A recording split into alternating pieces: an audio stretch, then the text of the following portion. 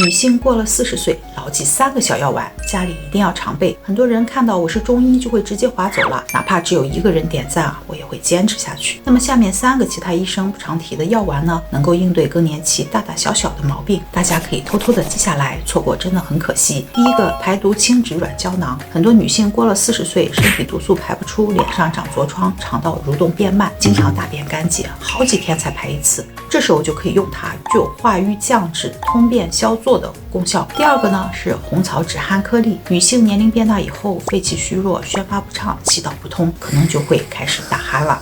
不仅影响家人的休息，也会影响自己的健康。这时候可以用它，具有宣肺利咽、畅通气道的功效。第3个，龟芍地黄丸。平时出现头晕目眩、潮热盗汗、耳鸣咽干的情况，可以用它来清虚热、补阴血。你记住了吗？